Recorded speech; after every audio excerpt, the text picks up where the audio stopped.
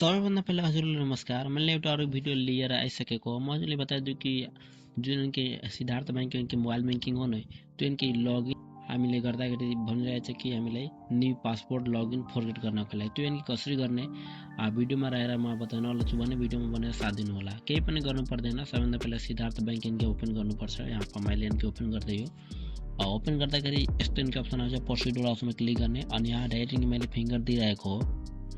Finger दिँदा इनके हजुर हेर्न सक्नुहुन्छ यस्तो इनके अप्सन बताइरहेछ।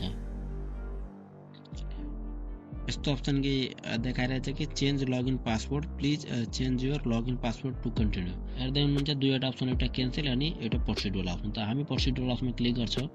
क्लिक गर्दाखेरि यहाँ बताइरहेछ कि न्यू पासवर्ड अनि कन्फर्म पासवर्ड। इनके न्यू पासवर्ड के दिनुहुन्छ त्यो इनके न्यू पासवर्ड के लेख्नु होला अनि एउटा कन्फर्म पासवर्ड के राख्नुहुन्छ त्यो इनके यहाँ राख्नुपर्छ।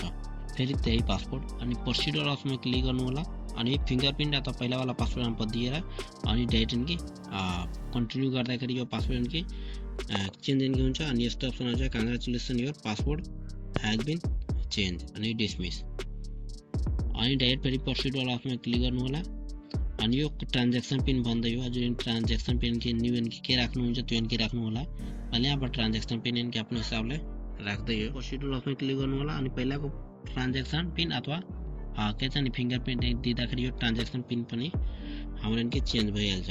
अब चेन्ज भएपछि इनके डिसमिस वाला अप्सनमा क्लिक गर्नु होला अनि डाइरेक्ट इनके मोबाइल नम्बर दिनु होला जुन मोबाइल बैंकिङको अनि यहाँ जुन इनके पासवर्ड राख्नुभयो नि त्यो इनके राख्नु होला। अनि पासवर्ड दिएपछि यहाँ लगइन वाला अप्सनमा क्लिक गर्नु होला अनि लगइन वाला अप्सनमा क्लिक गर्दाखेरि यो हाम्रो लगइन के भइहाल्छ। यो सेटअप बायोमेट्रिक भनिरहेछ फिंगरप्रिन्ट, हामी इनके सेटअप गर्न चाहन्छु। सेटअपमा क्लिक गर्छु अनि सेटअप इनके यो भइहाल्छ इनेबल अनि सेटअप नाउ। यो ट्रान्ज्याक्सन पिनमा पनि इनके हामीले गर्नु छ।